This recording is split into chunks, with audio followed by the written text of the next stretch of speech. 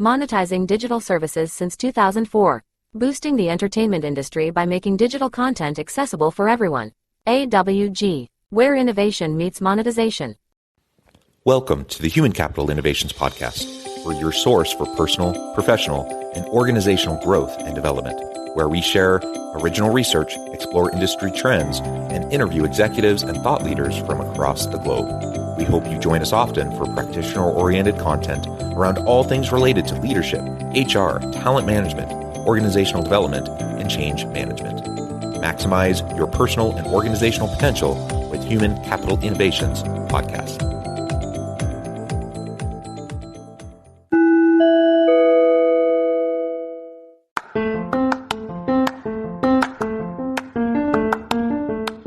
If you enjoy the Human Capital Innovations Podcast, enjoy ad-free listening by going to the Patreon page, and please consider contributing even at the producer or sponsorship level. And please leave a review.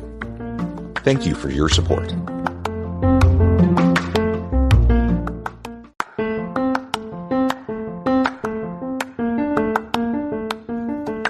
Welcome to the Human Capital Innovations Podcast. In this HCI Podcast episode, I talk with Bill George about the emerging leader in finding your true north.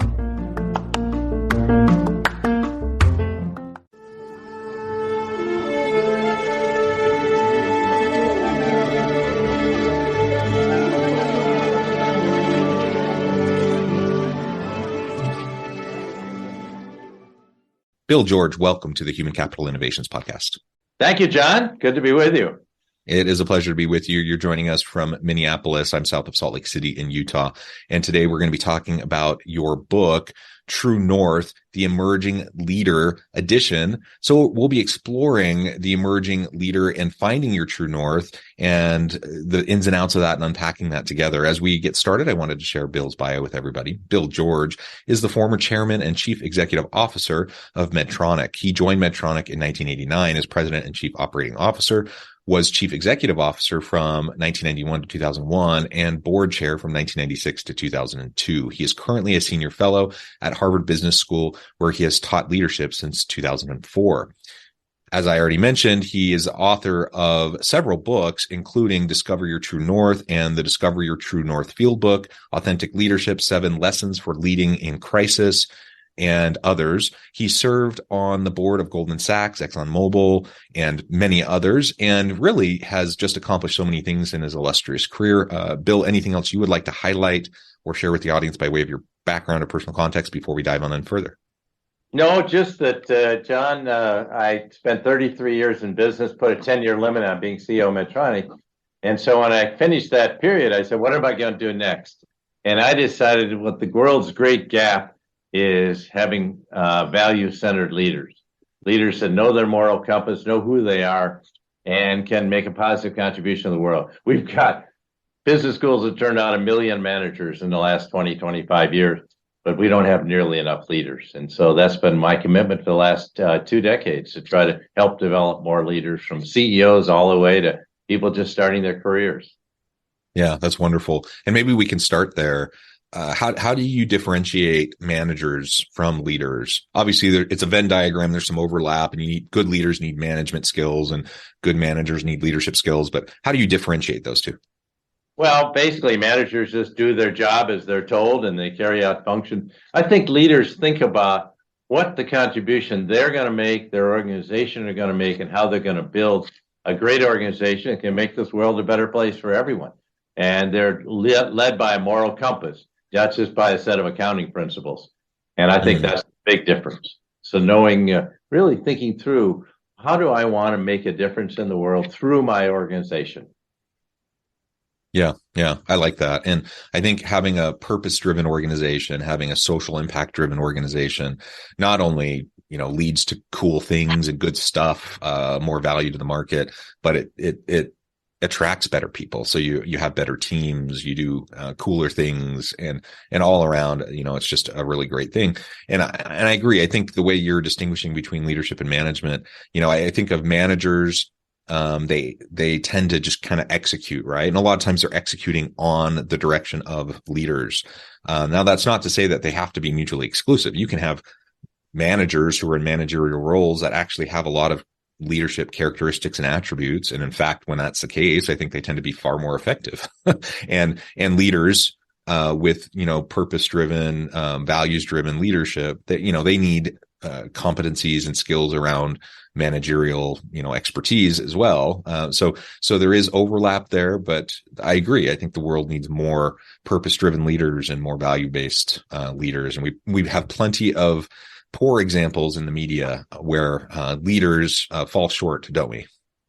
We certainly do. I just doing a seminar earlier this morning about talked about Credit Suisse, where had no leadership, and here 167-year-old organizations vanished over the weekend. It's gone.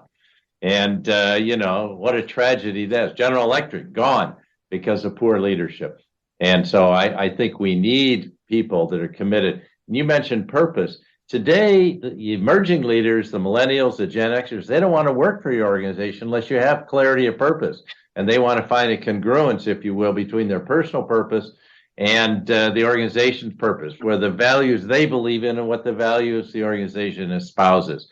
And if you don't have a climate change, a diversity, equity, inclusion plan, and clarity of purpose, they don't want to work there. And so you said to get the best people. Yeah, to get the best people, you're going to have to be very clear about these things. And you're going to have a leader someone wants to work for.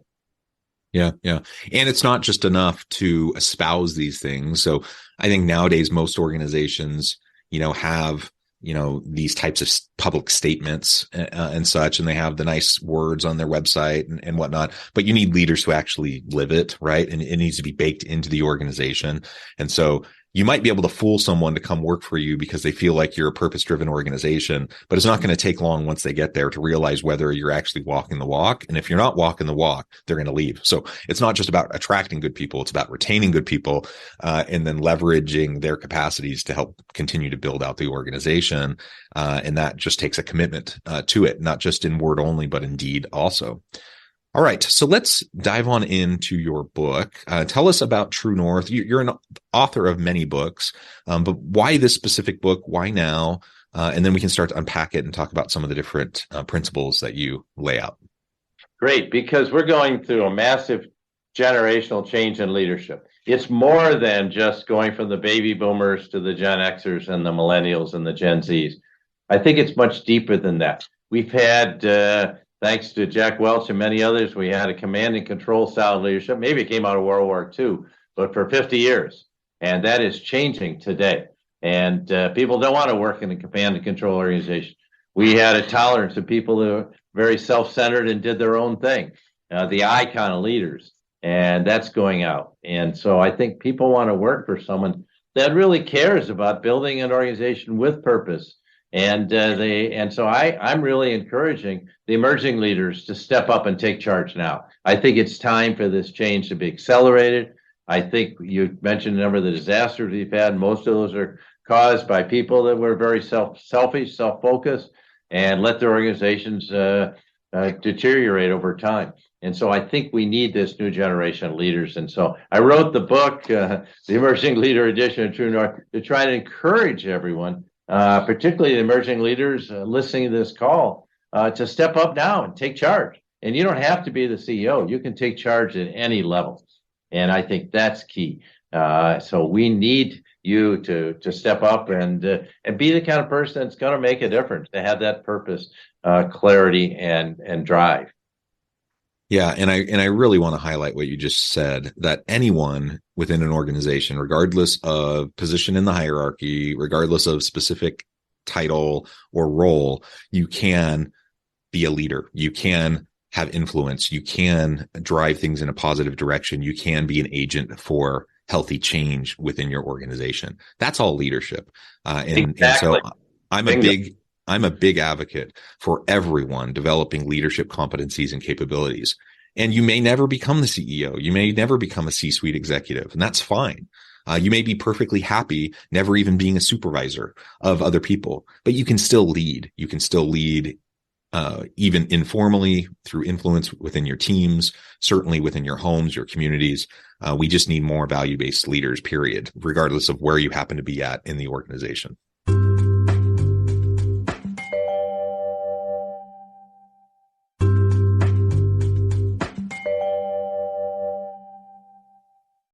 Boy, that's so well said. That's just perfect. I hope everyone on the call really takes that in because it's true. You can lead at any level.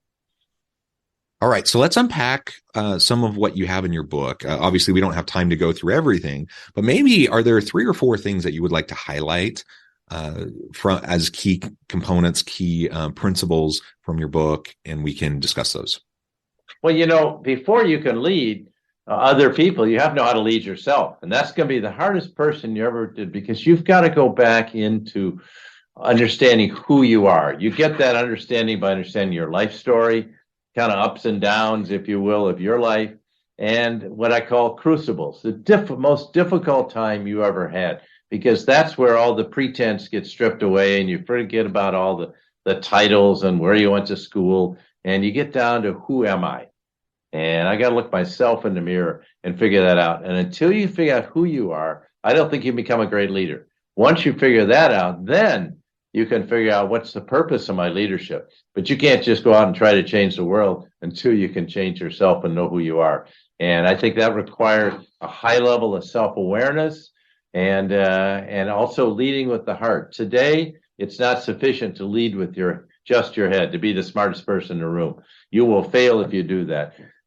You have to also lead with your heart. And by the heart, I mean, you have to have a passion for what you want to do. You have to have a sense of compassion for the people you're serving, some empathy for your own employees, and you have to have courage. And those are all matters, John, that come from the heart. They're things you learn over time by experience. These are not things you're born with. Compassion, passion, empathy, and courage. You have to learn those over time, but you do it by working with people and being in the real world. And so I think today's leaders have to have the capacity, they have to have the brain power to make critical decisions. But the leaders I've seen fail did not fail because they weren't smart enough. They failed because they couldn't lead with their hearts. And I think that's key. Yeah, there are plenty of very intelligent, capable people. Now, obviously, you do need to have, a certain level of those kind of skills and competencies to find success in a really complicated, messy, world.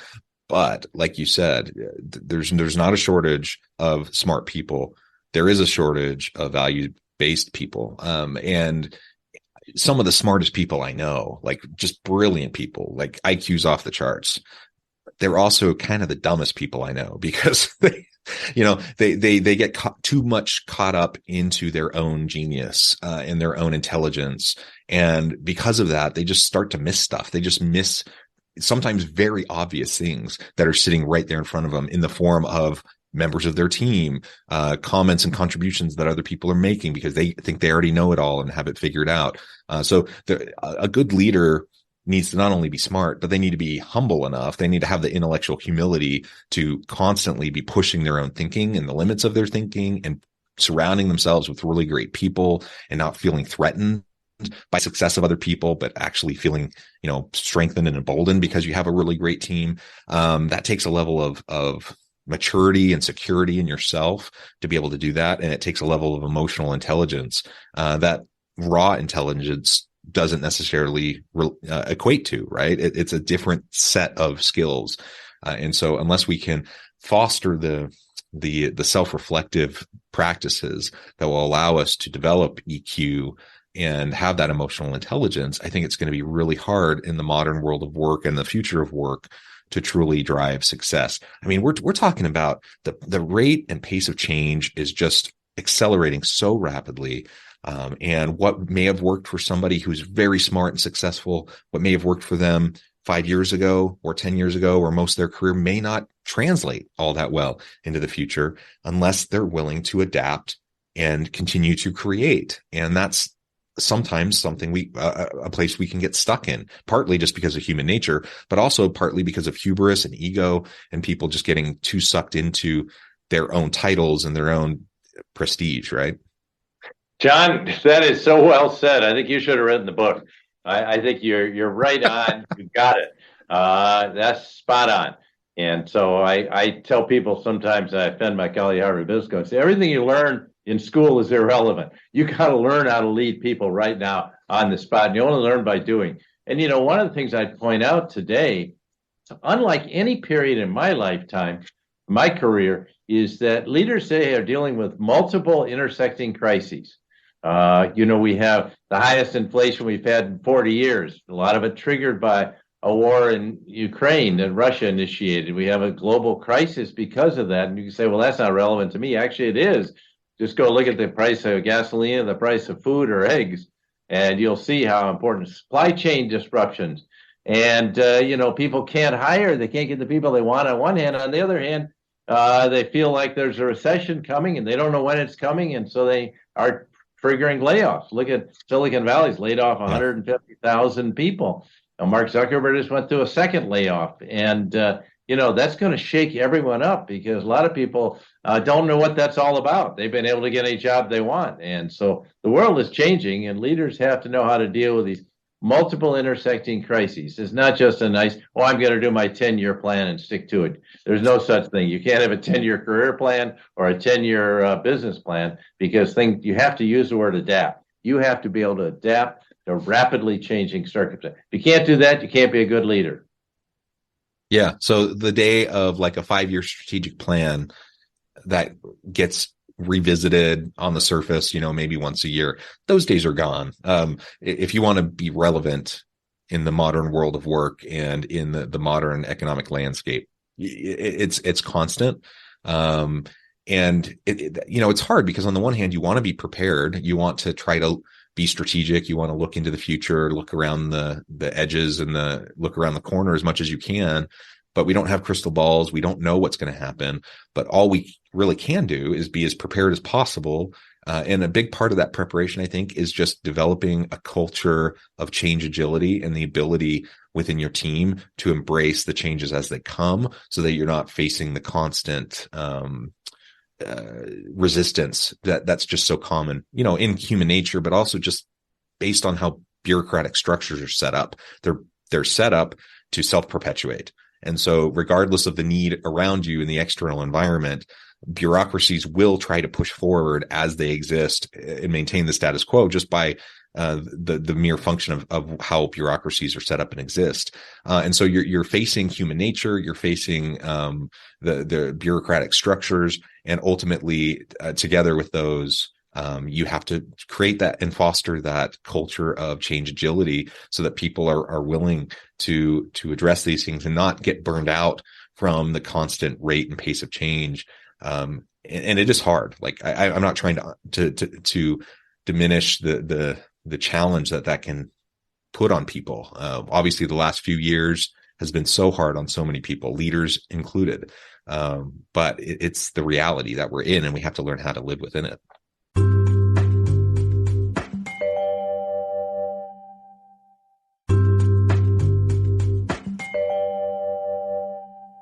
Monetizing digital services since 2004. Boosting the entertainment industry by making digital content accessible for everyone. AWG, where innovation meets monetization. You use the word change agility twice. That is key. Have that agility to make those changes because there is this constant tension. How do you take an organization that's highly bureaucratic and make it customer focused, make it agile and changes? And how do you get leaders that actually want to listen, not just go out and tell people what to do?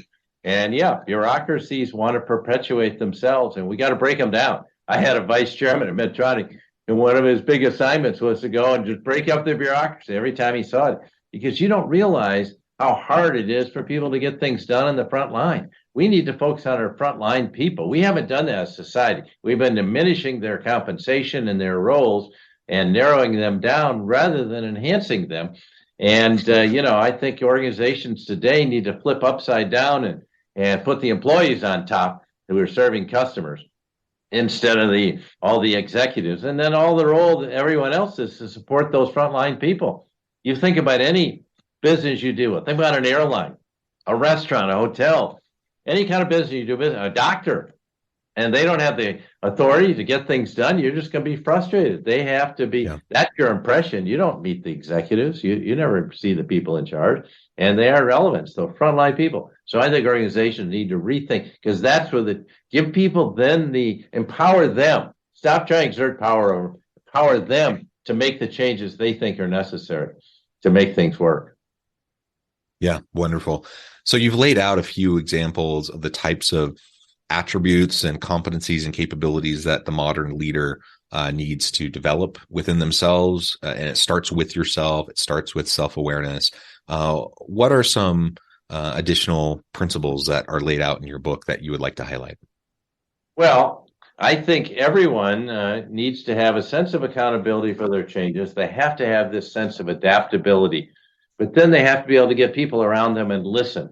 One thing leaders have to do are be really good listeners. I had to learn that myself. When I started out, I wanted people to do what I thought we should do and follow what I wanted to do. It's just the opposite. You got to learn how to listen, take those inputs, and then bring them into an integrated whole that fits in with your purpose, consistent with your values. And that's what great leaders do today. They're constantly adapting because they're out listening to people. They're out on the front lines talking to their people, talking to their customers. And if they're not doing that, they're sitting in their office. We did a study at Harvard Business School. We found that 72% of the time executives are spent with meetings with their direct reports and their executives. That's not going to cut it. 5% with employees, 3% with customers. That's a disaster. You got to be out there. If you don't want to do it, then you shouldn't be in the role. So I say one of the key principles, be out there and empower your people. Go into the production lines, go into the labs, get out in the front lines and talk to your customers and hear their needs and then respond to that and be agile and adaptive. And that's really key. That really empowers people. Scientists love you to ask questions and challenging what they're doing. We found that true at Medtronic. Got to be out there. I was talking to the new CEO of Starbucks. He's out there all the time with his employees. That's key to the kind of culture you want to create. Unless you're there, you can't create it. So I think that's a key principle of be present, be there, and be an empowering leader. Then you can inspire people around your company's purpose and find that congruence that you talked about earlier between the purpose, the values on the one hand, and my personal purpose. Because people don't want to work there unless they think I can really make a difference here, and then empower them to do it. Give them the opportunity. Yeah. And a lot of people talk about empowerment and how important empowerment is, but you mentioned something that's really key. Before you can get to empowerment, you have to listen to your people. You won't know how to empower them unless you understand them, unless you know who they are, what their wants, needs, desires are, if you understand what motivates them, if you understand, people change over time too. So it's not enough for me to, at one point in time feel like I know where my person's coming from, a member of my team, because life stage impacts that, life events impact that, career stage impacts that. There's all these different components that can lead to a shift and what it's going to take for someone to feel empowered and to have that mutual accountability and trust with members of your team. So you have to listen. You have to create mechanisms for constant open communication and to listen carefully and be present and not try to project and assert your own way of thinking onto the people around you. You have to recognize as a leader in the modern world of work that you are not the expert anymore. You may have been the expert in whatever functional area, but when you move into a leadership role, now you lead people who are the experts. So that means you have to, if you're going to get cool stuff done, it's not through you, it's through them. That will in turn make you look good because your team will do cool stuff. But unless you can empower them in a way that will resonate with them, those things won't happen and they won't be happy and they won't be engaged and they will eventually not feel supported and they'll leave. And that's just the way of the modern world of work. So listen carefully and intently, be present, and that will then allow you to create that mutual accountability and trust in that relationship that leads to empowerment so that you can get the best out of your people and help them to maximize their potential.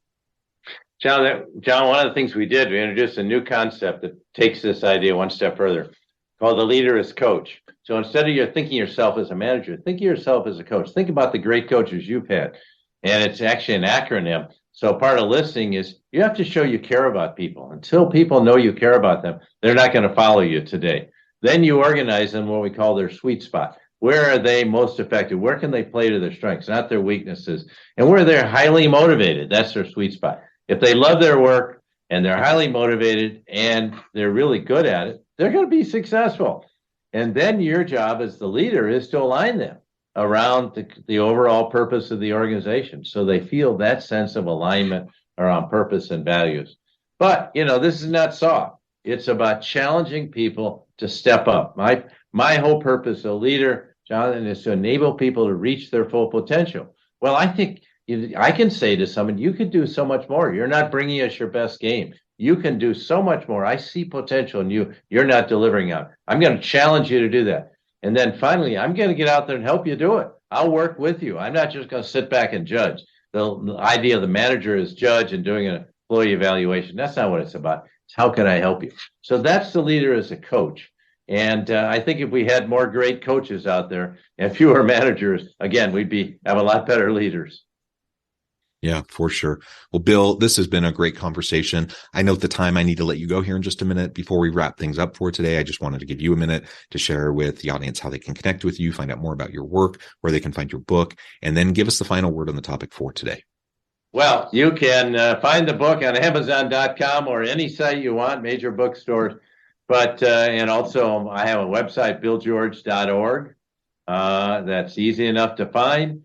And also I'm on LinkedIn and Facebook and Twitter, very active. Love to have you join me. We've got some 350,000 followers, so that's all good. But more importantly, I'd love to connect with you personally. Just drop me an email at bgeorge@hbs.edu and we can connect. But the final comment I'd really like to make that I think is so important is to lead with your moral compass, to have clarity about who you are. And if you can be that moral leader, the world needs you to be that.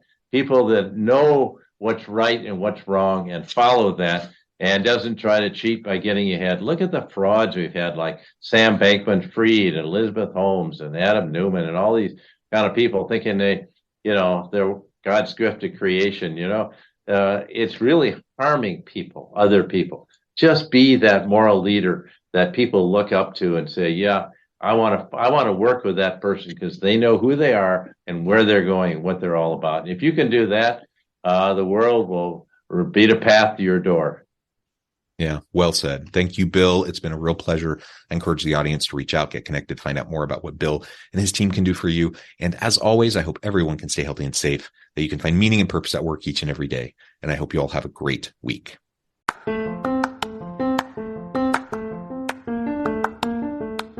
If you enjoy the Human Capital Innovations podcast, enjoy ad-free listening by going to the Patreon page, and please consider contributing even at the producer or sponsorship level. And please leave a review. Thank you for your support.